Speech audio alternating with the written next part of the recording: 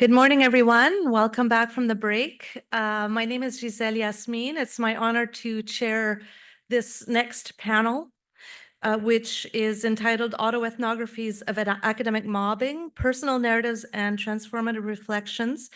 I just want to begin also by acknowledging the Seneca and Tuscarora peoples who have been stewards of this land and magnificent waters since time immemorial, and really want to thank Niagara University for its incredible leadership, like in an era where we see such weak leadership in post-secondary institutions, and to make it affordable, right? Affordable, even for Canadians. I just really want to commend this institution for that. We will start, actually, we were going to go in a certain order, but we'll actually start, we've got 3 papers. We will start with Shiva Sadeghi of SAD Research Design in Canada, because Jocelynne is still connecting up in some ways to the platform, who will have 15 minutes to speak to an autoethnographic study of academic mobbing and its theoretical and practical implications. So Shiva, I've got my timer on for 15 minutes, then we'll have 5 minutes for Q&A. So if you're ready to share your screen, please go ahead and feel free to introduce yourself in more detail. Go ahead. Thank you very much, Gisèle. Just give me a second, please. Greetings from Toronto, Ontario. I'm Shiva Sadeghi. I'm sorry, just a second. I'm Shiva Sadeghi. I have a PhD in education, focusing on applied linguistics and multiliteracies. When I was an academic, my research investigated the link between literacy and citizenship and the role of language on national identity. For many years, I designed and taught undergraduate and graduate, both master's and PhD levels, mainly in Canada, but also in the States. And one day I found myself locked outside the guarded gates of the Ivory Tower. And it's taken me years to understand, acknowledge, and accept the fact that I was mobbed. I was mobbed. Those 3 simple words I never thought I would ever say, and I never thought I would ever attend a conference, and much less give a talk about being mobbed. But my presentation today is not just about retelling my personal story of what happened, which is a rather long and complicated story with many turns and twists and ups and downs and many actors from different walks of life. Rather, I'm going to be discussing the importance of research and specifically a very common and sound research methodology called autoethnography in understanding the experience of being the target of mobbing in academia. I'm not going to be mentioning the names of institutions or individuals or describe what actually happened to me, a description of events, what was done to me, or the nightmare that I was put through. Not because it doesn't matter, but because my goal is to emphasize the critical role of academic research and autoethnography in understanding the human cost of mobbing. And it's also partly, or maybe mostly, because of the fact that I'm legally bound by terms of an NDA, non-disclosure agreement, and I can't publicly or probably even privately discuss some of the major turning points in my erasure from academia. So given that context, I'm just going to define mobbing very briefly, which is going to be redundant within the context of this conference. Mobbing is generally defined as a collective, institutionalized form of workplace aggression in which individuals are systematically targeted, excluded, and demoralized, and eliminated from academia. And I highlight and emphasize that word eliminated, because in my personal experience and the experience of many people that I talk to, the end goal of mobbing was elimination of the target from the academic environment or from any workplace that they were working at. You can replace that with expelled, pushed out, banned, barred, erased, or even exterminated, according to a friend of mine. But that's the end goal of mobbing, basically. Mobbing is beyond an interpersonal conflict, even though at times it feels like it. It feels like it starts as a friction between 2 or more individuals. And if that person has enough power or enough motivation and stamina, he or she is going to take it to the next level and bring other people join the gang.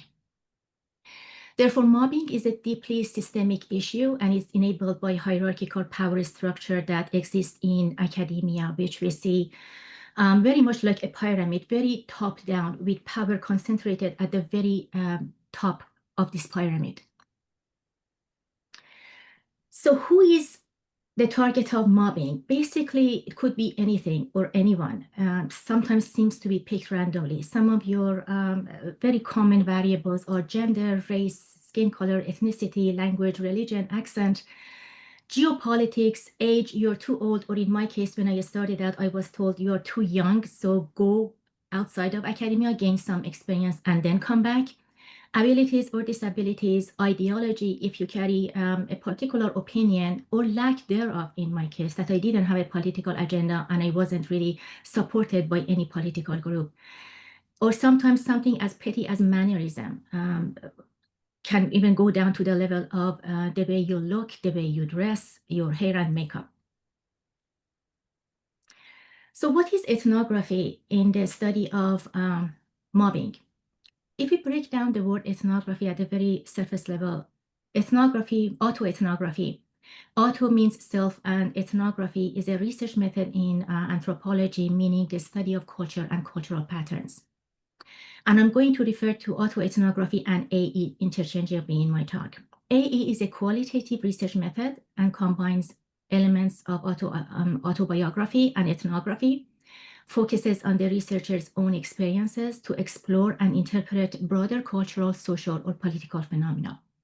But it is different from traditional ethnography, where in traditional ethnography, the researcher usually observes and analyzes the experiences of other people. AE turns the lens inward, so the researcher is both the subject and the analyst, and uses self-reflection and personal narrative as primary data.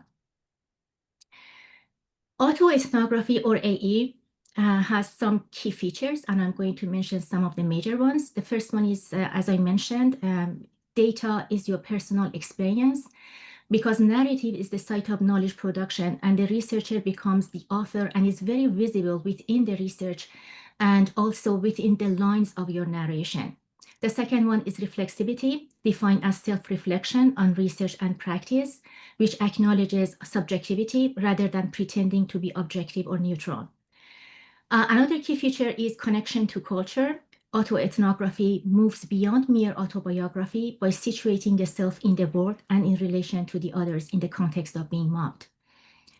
Another one is narrative and analysis. It's not just storytelling, but it tries to convey a story, convey a message to the reader or to the audience. So it tries to move the reader emotionally and intellectually in order for the reader to make a reaction and take action. It's also purposive, and the purpose could be many different things. It could be for self-healing, advocating for social justice or transformation of establishments. It could also be reclaiming one's voice and authorship within the context of mobbing, because sometimes mobbing feels like you have no power and disempowers you. It's also multidisciplinary in the sense that it draws from different fields, for example, anthropology, sociology, political science, law, and different fields, disciplines, and fields of study in academia. And it's also theoretically engaged. Theory becomes the necessary evil in autoethnography because it contextualizes your findings and provides conceptual clarity to explain phenomena and experiences that you are going through. There are many different types of autoethnography, and I'm just going to mention the four major ones that I've come across in my research. The first one is personal narrative, where you focus primarily on the self and your emotional experience. And your personal experiences reflect broader cultural, political, and institutional realities within which the mobbing is happening. The second one is evocative autoethnography. It's more creative. It uses storytelling, emotion, and artistic forms to move the reader and the audience. For example, using literature, fiction, poems, creative writing, or performance arts. The third one is analytic autoethnography, which emphasizes theoretical analysis alongside the narrative. And the goal is to generate theoretical insights while working with sound methodology in academia. And the fourth and last one is collaborative autoethnography, It involves multiple researchers sharing and analyzing their experiences collectively, explores shared cultures, identities, or traumas that these individuals have been going through in different contexts, and it balances the individual voice with shared themes from across different contexts.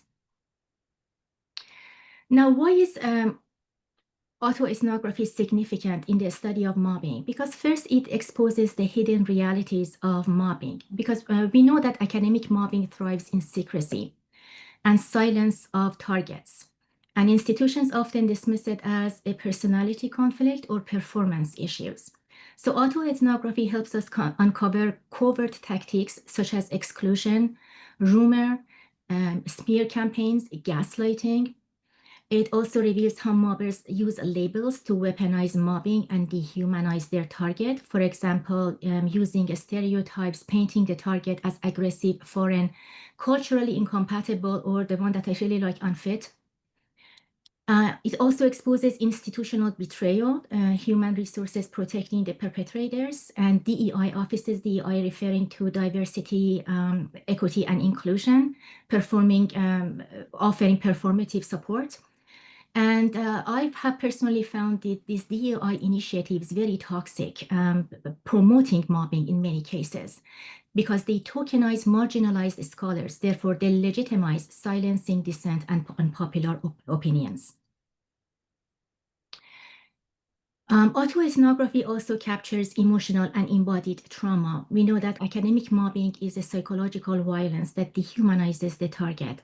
So using autoethnography highlights the emotional, physical toll, such as anxiety, depression, career sabotage, health crises, or even in some cases, suicide, that statistics alone can't capture. For example, when you talk about your experiences and you use your personal narrative to convey the terror of walking into a hostile department. It validates suffering that institutions usually pathologize as a stress or mental illness. And also writing your experiences could be a therapy in form of meaning making and tools to process trauma and resist disempowerment. Autoethnography complements other forms of research as well. It gives depth to quantitative research or policy-based studies.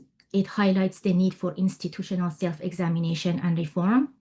It also encourages transformative change because it humanizes statistics and raises awareness about what is taking place, provides actionable evidence, leads to implementing more effective support systems and inventions. And it also might create solidarity among survivors because it promotes and encourages dissent and resistance. So my concluding remarks is that there is need for more academic research on mobbing. There are a lot of research done on academic mobbing, but we still need more because every case of mobbing is different and every person experiences it differently. We also need innovative methodologies such as autoethnography, studying the complex nature of mobbing in different contexts, both qualitative, quantitative, or a mix of both, mixed method. Thank you very much. Thank you very much. Shiva, you've ended 3 minutes early. Thank you. Oh, okay. So we I have thought that. 5 minutes for questions. Q&A. Okay. So we will look to who has asked questions in the chat. Oh my God, there's a lot of these here. I don't know which ones I should go to, the most recent ones maybe. Okay. So we have a question here, S. Fellner. At brockport.edu. This might be too much of a niche question, but I'm trying to understand the difference between autoethnography and memoir, other than the fact that the former belongs to the hard sciences. Do you think the terms are conflated in an unuseful way? Can they work alongside or against one another in a productive way? It is very similar, so there is a lot of overlap, especially in data collection. But autoethnography is not just storytelling. As I talked when I was talking about the features of autoethnography, the purpose of autoethnography is tell a story, but go beyond that. Evoke and provoke your reader or your audience to react to it. Now, this reaction could be anything, could be taking actions, or could be trying to understand what's going on and empathize or sympathize with the person who's been the target of mobbing. It is it's also tries to bring in theory, whereas in memoirs, you don't use necessarily theory. But one of the aspects of autoethnography is that it makes sense, makes meanings of the experience by connecting it to a theory, whether it could be an existing theory or driving theory from your narration and narrative. So in that sense, it's very different. But there is a lot of overlap. Thank you very much, Shiva. We have a question from Evzega in the room. Please go ahead. We need you to take the mic so people online can hear. Just one moment. Okay.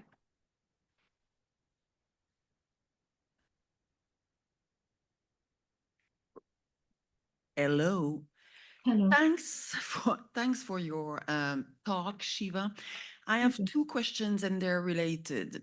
Okay. Do you know if AE has been applied to phenomena other than mobbing? And secondly, is AE kind of institutionalized in the scientific community? Okay, to answer your first question, yes, AE has been used in anthropology, a studying of culture, and it's also been used in applied linguistics, my field of study. In terms of using AE in mobbing, I'm not quite sure of any specific study or books that have come out and use autoethnography as a research method, but it has been used extensively in academic research previously. Your second question, I'm not quite sure. Could you clarify that? Well, I mean, is it something that is a kind of personal approach of yours, or would your colleagues agree that AE is a research method that exists? It is institutionalized. I mean, it's taught in textbooks, in, first degree courses and so on. Yes, it is. Actually, I'm just sharing a bibliography of autoethnography. It has been used in applied linguistics and also in anthropology. Mind you, when you talk about academic research, often we still stick to that objectivity, sense of objectivity and doing objective research. So in many fields, for example, I'm thinking maybe in psychology, it's one of those gray areas that is not very much accepted or utilized. But if I'm understanding your question correctly, yes, it has been very much researched and talked about and written about. Again, I'm sorry, I don't know if I'm answering your question. Okay, so you could publish a piece using that research method in a proper That's scientific actually journal. Yes, that's actually what I'm working on right now. And I have a bibliography here, and there are some examples of using autoethnography in different disciplines and different fields of studies. And as I said, there is a lot on literacy and multiliteracies, the experiences of people who are becoming literate in a second language or a third language, or for example, in anthropology. So there is an abundance of research literature on it. All right, But thank you very much. but not in mobbing, as far as I know, unfortunately. So this is me promoting it and encouraging it. Thank you, Shiva. Can you stop sharing your screen, by the way? Then we can see you better. I think we have time for one more question. Anyone in the audience here? If not, we will go on to Jocelynne Annette Scutt. I will be sharing her slides on her behalf. And can she unmic herself, or she's got to be a panelist? Okay. Jocelynne, she managed to respond in the chat here. So maybe I'll let you see what you can do here. Yeah, Jocelynne, keep an eye on your screen if you can hear me. And I'm going to try to make you a panelist again. Okay. It'll come on the Zoom. Yep. Yeah. Keep your Zoom open. Okay. And I'm going to promote you to panelist, and you should get a little Or pop-up. can you put allowed to talk at least too? I can Then, definitely try yeah, that. allow to talk. There we go. Okay, Jocelyn, can you try saying something? Muted right That's now. fine. Yeah, There, thanks so okay, much. so Clear. I'm going to share your slides, okay? And you tell me Oh, when well, I to think I advance. can do it now. I can You do can it do it now. now? Okay, Yeah, yeah. all right. Thank you. And thanks so much to the technician. What would we do without you? Well, I would be totally helpless. Thank you. No worries. Thank you, Jocelyn. And I just want to say on a personal level, I've had the honor of working with Jocelyn for about 10 years, and she does incredible work. And I'm so glad she's able to join us virtually. Too bad she can't be here in person. But you've got 15 minutes, and then we'll have 5 minutes for questions. So please go ahead. Well, now the thing is, I actually can't find it on my screen. Oh, there, but you've oh, started yes, screen okay. sharing. Yeah, Yeah, I've done it. Oh, excellent. Isn't that wonderful? Good. there we go. We made it work. Excellent. Now Yeah, you've got to great. go press slideshow. Yeah. Yeah. Great. Okay. I wanted to talk about the phenomenon of promoting women, which is what gives rise to a great deal of mobbing, where women are the targets. And it is this promotion that gives rise to what I call top-end mobbing, or the mobbing of women who are in a senior position by people who are her subordinates. Because usually we think of bullying as somebody in a position of power who's bullying someone who is subservient to them. That is not what happens in top-end mobbing. And the case of Jane Hill is a wonderful illustration of this. The three cases I just want to refer to from the last century. They're 1980s, 1990s, and it indicates that way back then, when the form of discrimination legislation that we operate under now was just in its infancy, effectively, it was being used by women who were the targets of what we now know as the phenomenon of mobbing. Jane Hill was a clerk class 4. That was a senior position to which a woman had never been promoted before in the New South Wales Public Service. This is in Australia. And she was the first woman at that level. All her work colleagues were male, senior, horizontal, and below her. And ironically, this promotion was listed in the report of the officer who was the Director of Equal Opportunity in Public Employment as a huge success. And I want to come back to that briefly towards the end. Jane Hill, suffered abusive acts of collective bullying, and there was collateral damage in this because the equal opportunity officer who supported her was imposed upon as well. But she was very strong and stood up for Jane Hill, and that was how the matter came to what was then the Anti-Discrimination Board. There's also an issue of race ethnicity that can occur with women. This is this intersectional issue. And that the case that I want to refer to in relation to that is Kart and the Box Hill College of Technical and Further Education, which is an academic level position. The other position was in the public sector. And if we come to Kart, what happened here was that she was employed in a trade department in this college, and she's a woman of minority ethnic background. And what was interesting about the department was that it was broken up really into a group of so-called ethnic minorities. They were called non-English speaking background women, and then so-called white members of staff who were both women and men. And when I ran this case, and when I ran the case we discussed whether we should call the only man in the department who was of minority ethnic background, and we did call him. And when I asked him where he saw his position within the department, he saw his position as not with the non-English speaking background women, not with the so-called white group, but he was on his own. And that was really indicative of the way that this department had divided in terms of the race ethnicity issue and the sex and gender issue. Anyway, Karcher built a trade orientated module, and it had huge success.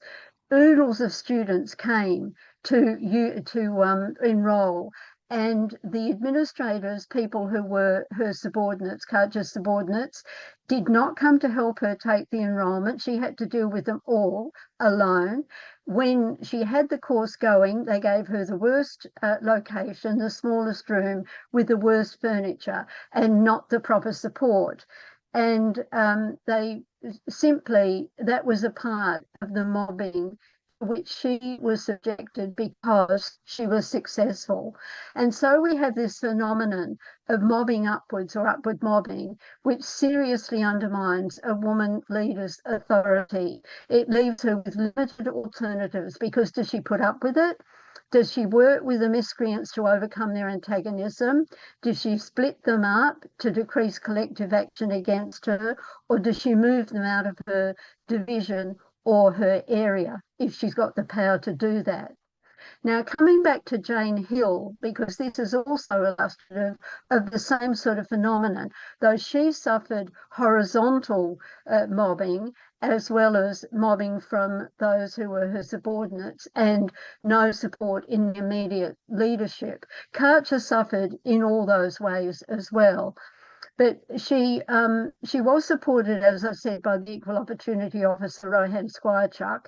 She won her equal opportunity case in the Anti-Discrimination Board. What happened to her, just briefly, was, as an example, she converted a block of male loos, toilets, comfort stations. I'm not sure what you call them in Niagara, but anyway, we all know toilets, lavatories.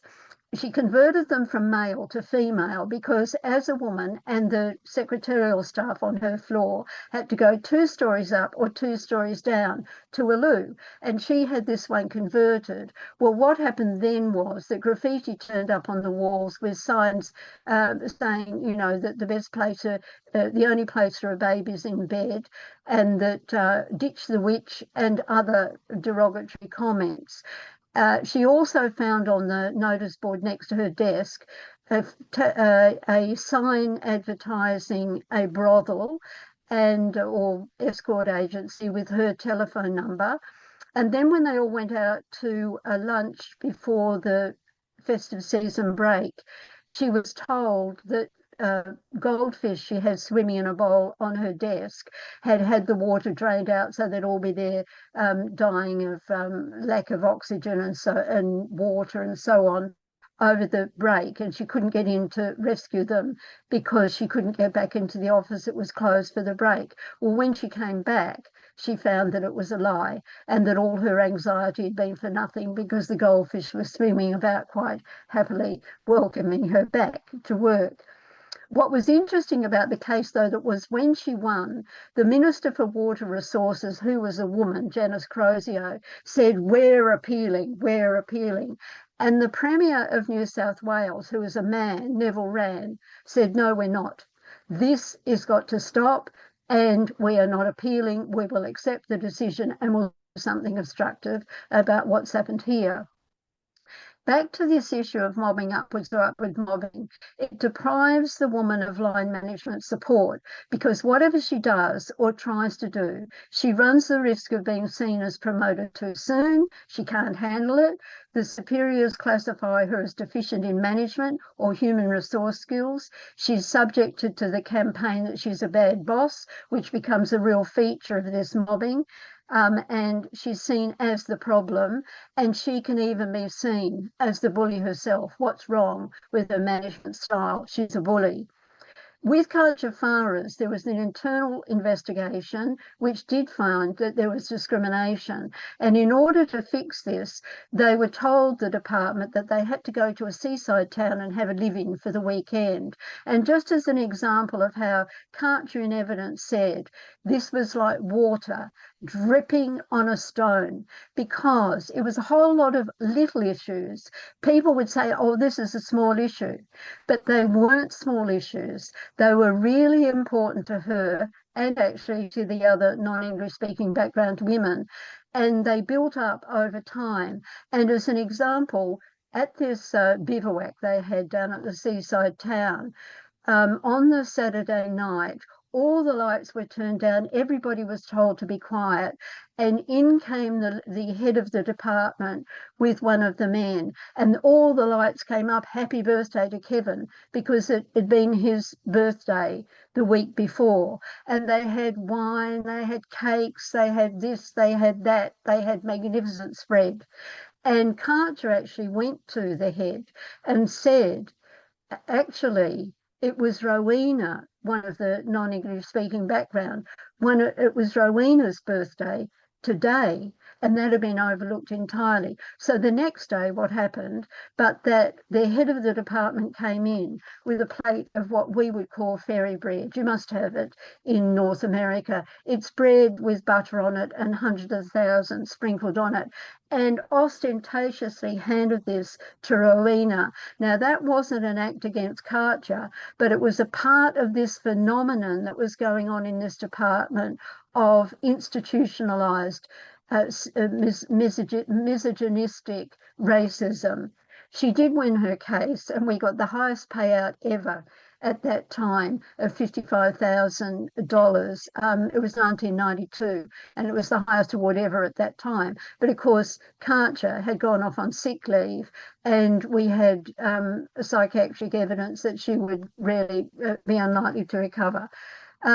So back to the one case I want to refer to, which is a US case, which happened in the Security and Exchange Commission, because this was an absolutely landmark case of the 1980s. It's been very little written about, but it was about a hostile work environment. And what happened was, in the Securities Exchange Commission, the workers would all go off on business trips, and there'd be this one jumping into bed with that one and somebody else jumping into bed with so on.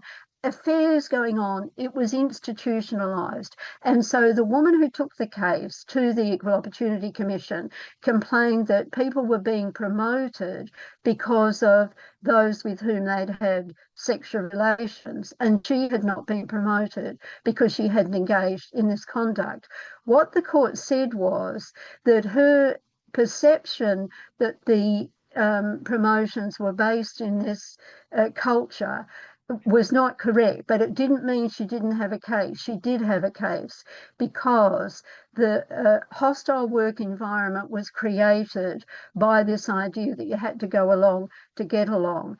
And she, because she stood out from it, became a target of hostility that was both horizontal and from beneath her and from senior management as well. Just to conclude on all this, I want to look at this upward mobbing as a phenomenon. Frequently, a woman is the target. Why? Because the subordinates are unaccustomed to a woman boss. They can be hostile to a woman boss. The management style can be different, an inclusionary style, which is perceived as weak or able to be taken advantage of.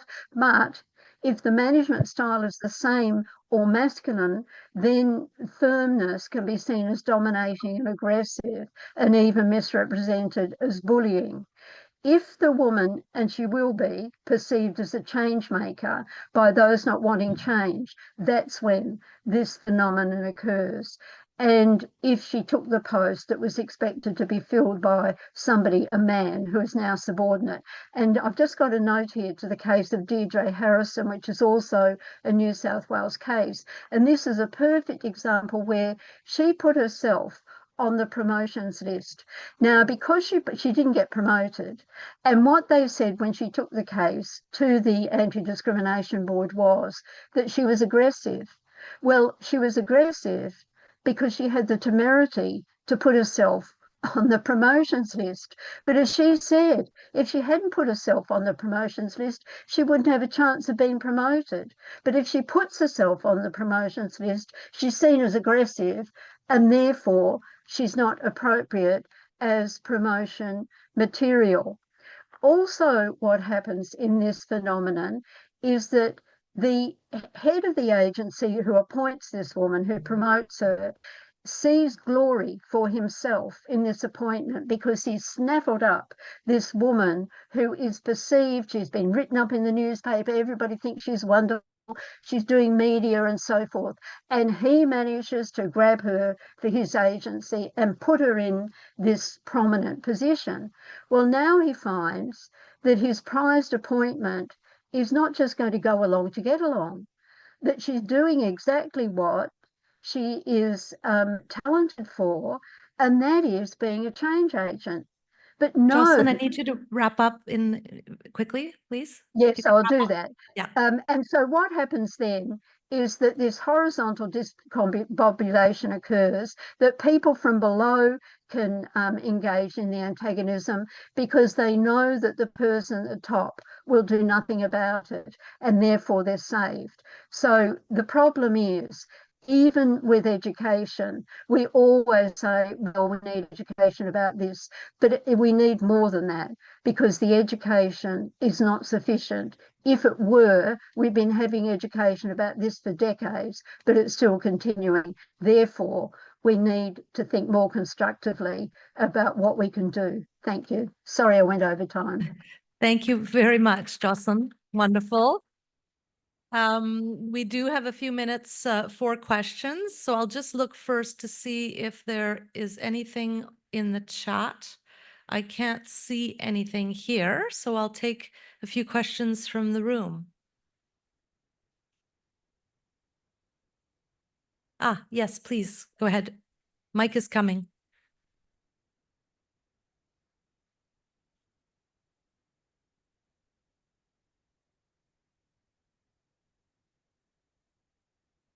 Thank you. It seems that in all three instances, the resolution of the mobbing incident was able to occur because there was a basis of discrimination underlying. Can you comment on that? Would the cases have been able to have been settled if there wasn't clear gender discrimination at play? Yeah, I mean, that's the thing that you see, you've got to be able to be I'm a barrister, and as I said, I ran the Karcher-Farah's case, and we deliberately looked at what the dynamic was, and the dynamic was that she was a woman who was in a significant position, that she'd done what a woman shouldn't do, that is set up this really good trade course and so on. And then there was the race element as well. And with Jane Hill, it wasn't one of my cases. Yes, there was sex and gender. But you see, you can often find that there is one of these attributes that would fit into discrimination legislation. It can be disability with men, it can be race, that's for sure.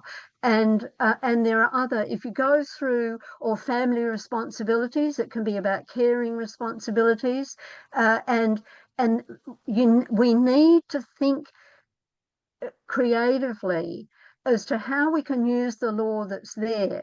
Instead of thinking we've got to change the law, we've got to have a campaign to do this, that, and the other. We need to look at what is there, and we can use international laws as well, which is what's going on. I know environment is different, but I'm also interested in that, because what's happening there is that lawyers are being creative and using it creatively. And quickly, just to come back to this issue of the intersectionality, all the way through that Karcher-Farah's case, because we had to argue sex, because the legislation has provisions about sex discrimination, and race. She was of ethnic minority background. She was Hungarian Australian. We had to argue put in the statement of claim in terms of the ethnicity. And all the way through, I kept thinking, is this about sex and gender? Is this about race, ethnicity? And you see, there's no language that really explains this phenomenon, because Jafara was not a woman with a bit of race, ethnicity stuck on. She was not a so-called ethnic with a bit of woman stuck on. She was a whole person. And the legislation in that way is deficient, but it's really that the language is deficient. And law is really powerful and language is powerful, and the language of the law is the most powerful of all. And that's why we do need to invent words like sexual harassment, words like mobbing, which has been invented here. Thank you, Jocelynne. Any other questions here from the floor or comments or online? Last call. Yes, Ev? Yes, yeah, we have time. We have.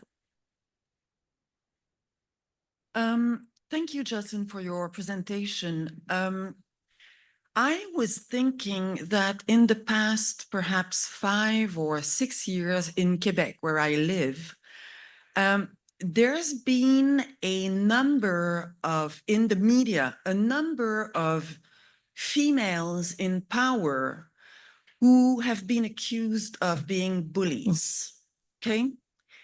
And I think it's not a coincidence. I think it confirms what you're saying. And my suggestion, I don't know if you can do that because you're not a professor of sociology, but I think that somebody somehow should try to monitor these cases, just as Ken's website is in a large part a kind of monitoring of academic mobbing around the world. I think that some monitoring, some similar monitoring should be done of females in power that end up being, mobbed upward and accused of being bullies. I think that it will worsen over time. And I think that as researchers, we have to take account of that.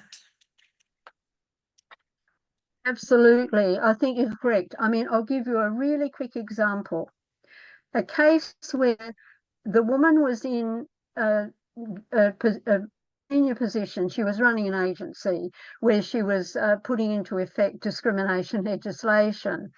And a case came to her of child sexual abuse where the director of public prosecutions had not proceeded on the basis that the young child, she was about 12, I think, had a disability, and therefore in articulating, his argument was she wouldn't be able to articulate in giving evidence in court. Anyway, the agency discovered that you can get an interpreter who would have charged $50 an hour to interpret for this woman. Now, the head of this agency persisted with this case, accepted it as a discrimination case, and then all hell broke loose because anybody who's ever been involved in dealing with child sexual abuse will know this, that it's a big no-no area, and there is a real phenomenon here of denigrating anybody who pursues these sorts of cases. So what happened to her was that a fellow in her agency who was about 6'4", she's about maybe 5'1", he was 6'4", he had on his CV that he'd been a famous rugby player and whatnot. She was accused of bullying him, and he actually launched an action against her in the magistrates' court to taking out a non-molestation order for this woman who was 5'1" against this man who was 6'4". Now, of course, we do know that tall men might be bullied and abused by little women, but it generally is not the case, and it certainly wasn't in this case. But I think you're right, and I do think it's something that's really troubling, but it is often associated with change makers, and women are change makers. The very fact that we exist and that we've managed to get into universities, that we've managed to run agencies, that we've managed to be promoted, that means that we're change agents, and it's disturbing. to some people. It's disturbing to the world around us in a positive way, but some people don't interpret it that way. I applaud what you said. Thank you very much, Jocelynne. It's now my turn, and I will try to go through my presentation quickly here, if I can figure it out how to do it. How do I? Oh, here we go. There. Now, how do I go? Wait a minute. Slideshow. From beginning. Great. So I'll keep it under the time limit. Thank you very much to my two panelists, or the two panelists who presented before me. How do I move this forward? Oh gosh, how do I do this? Do I just go like this? No, next. Okay, there we go. So here are the key points that I want to make. Mobbing is endemic in post-secondary institutions. I think we all agree on that point. We're in a context, both in Canada and the US, of very significant budget cuts, which are exacerbating the problem. As the saying goes, when the water dries up at the well, the animals look at each other differently. So it's likely to get worse, unfortunately. There is a desperate need for sound institutional leadership at this time, associated training, commitment to due process to avoid putting human lives at risk and livelihoods at risk. So mobbing researchers collaborating with emerging social movements is the point I want to make. There's social movements emerging around against mobbing, both in Canada, the US, and the UK. There's an opportunity here to drive impact. So I want to talk about two case studies from academe and two case studies a third case study more generally, and then a bit of a compilation of anonymous sources. I don't know how many of you have heard of Antoinette or Bonnie Candia Bailey. Does that name ring a bell to anybody here? Okay. Sadly, Bonnie Candia Bailey was appointed vice president for student affairs at her alma mater, Lincoln University, which is a historically Black college university, on May 1st, 2023.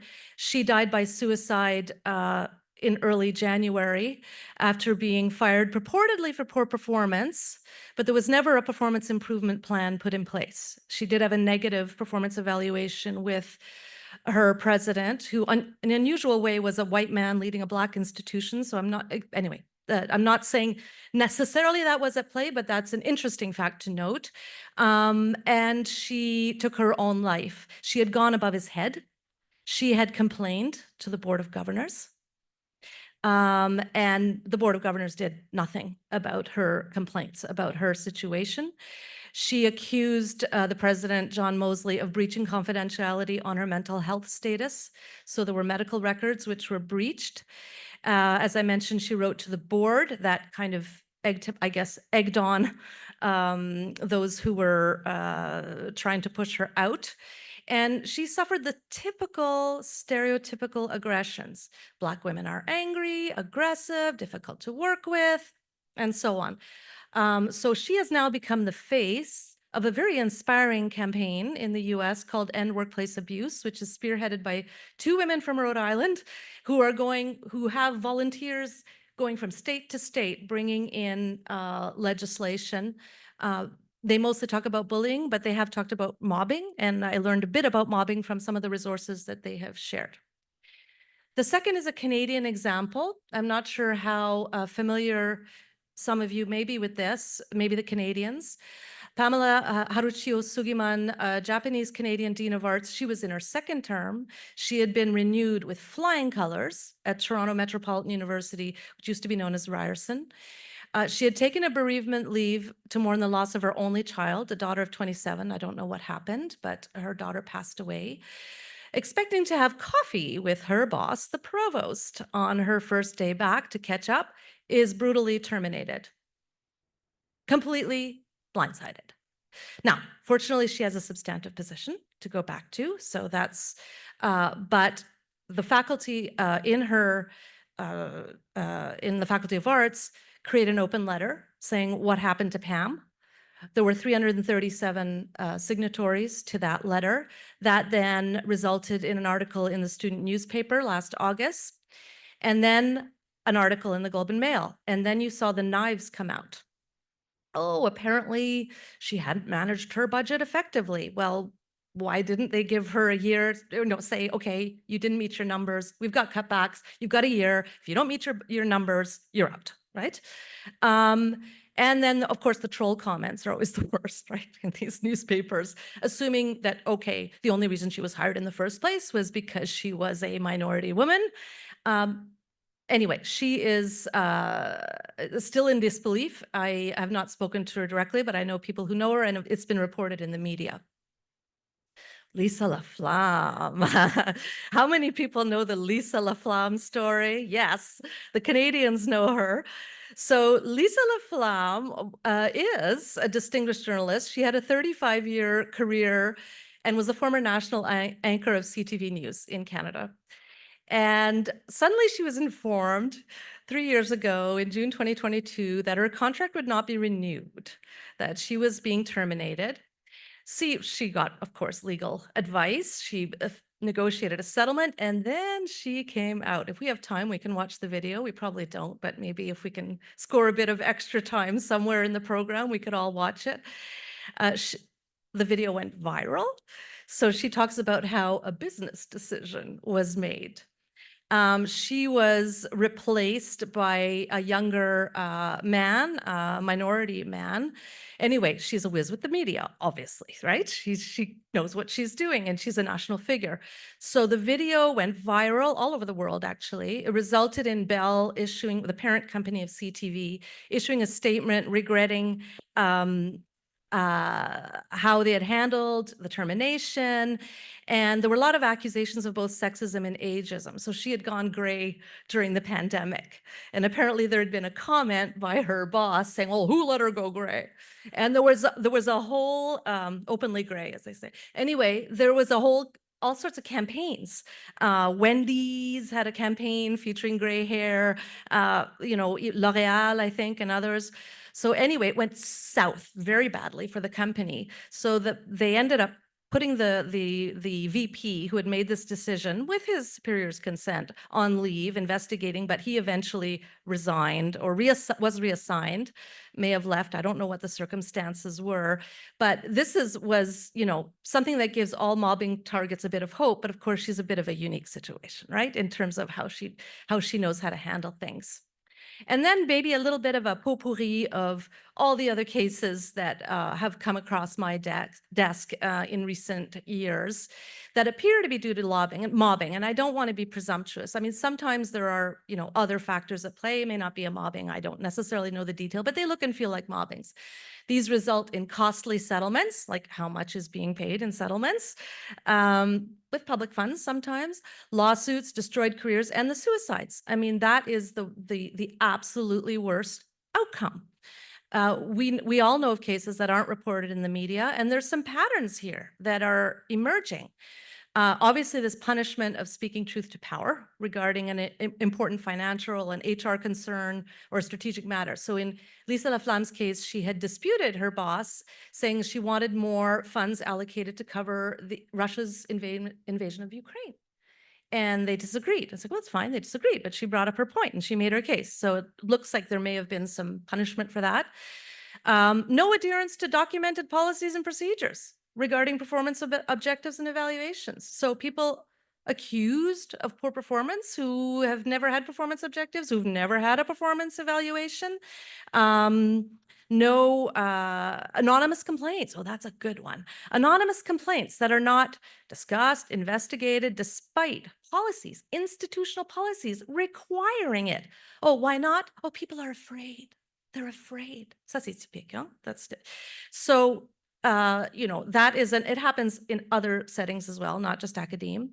Weaponization of 360 results. I've linked to an article here about how common that is, where this is a self-development tool, supposedly, where feedback can be sabotaged by a disgruntled whoever, and personal attacks are made. 360s are not disciplinary mechanisms. They're not performance evaluations. They are not complaint mechanisms. All universities have formal complaint mechanisms and procedures that should be followed. So being blindsided, like Lisa Laflamme, with a termination which should not happen if good HR practice is being followed. But as the End Workplace Abuse campaign says, HR stands for human remains, not human resources. So what are some of the implications here? And if memory serves, this is my last slide. Individuals in academic leadership and administrative positions are also targets of mobbing, not just faculty members. And in fact, if you have a substantive unionized position, you're probably much safer than someone who's in a pure leadership position without any unionized substantive position, because Canadian universities, at least, are terrified of their unions. They really are. And so, you know, there are people who are at risk, who have no protections whatsoever.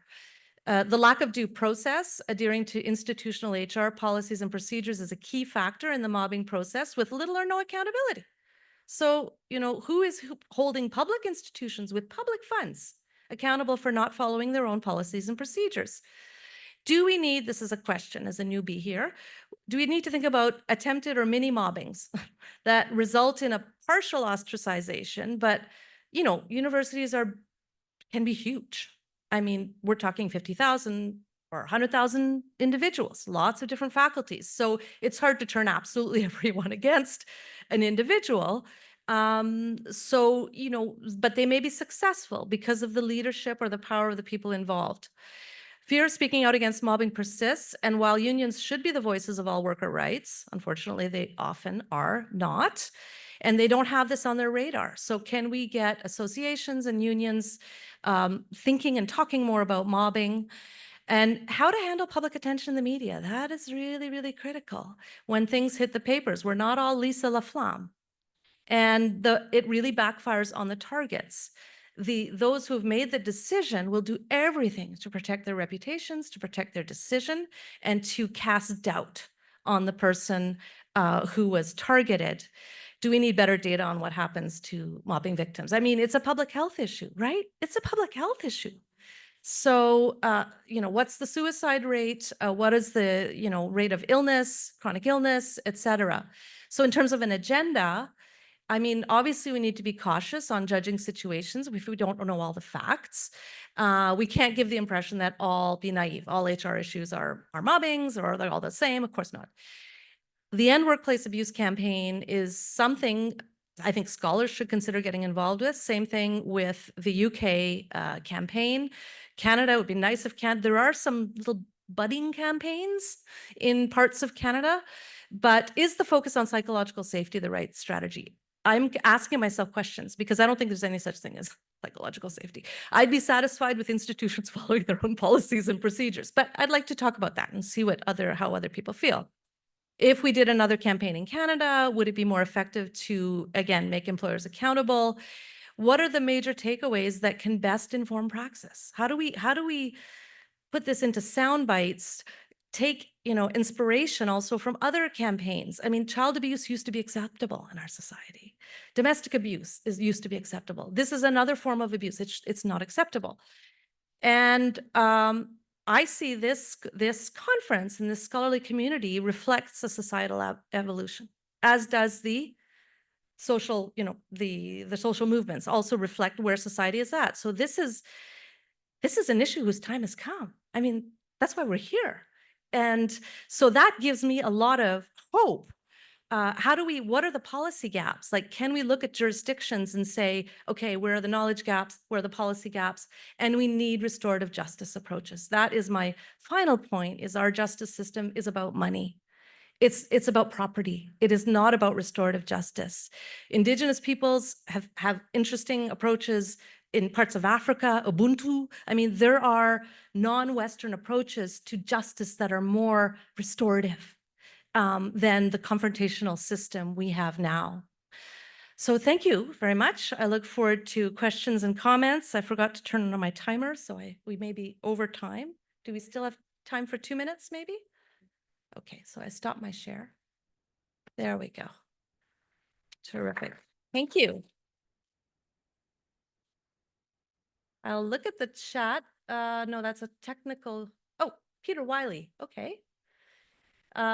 What if you are not a member of a discrimination group but are mobbed out of your job for being a whistleblower? Or challenge administration? What chance do you have for compensation through the courts? I'd say that's a question for Jocelynne. If you can turn on your mic.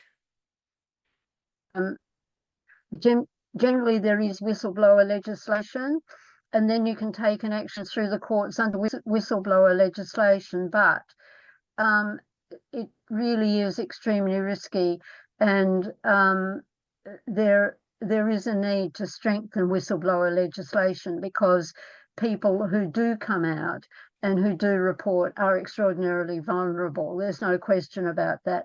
Some people do succeed in gaining compensation under the protections that whistleblower legislation gives them, but I think all I can say is that you're right to ask the question, and there needs to be a strengthening of the position to make it to ensure that whistleblowers are properly protected. Yeah. Thank you, Jocelynne. We have another question in the chat. Anonymous attendee. Individuals in academic leadership positions can simply be rotated out of those positions, become union members once again, forcing the union to defend not only the targets of mobbing, but also the perpetrators. I'm assuming holding the perpetrators accountable. This is something that might be explored. Absolutely right. If you have been in an administrative position, you have a substantive unionized position, you go back to your substantive, there is a way you can bring that knowledge and experience. At least you will have seen others mobbed, probably not yourself, but you may have seen others mobbed. So welcome any comments on that.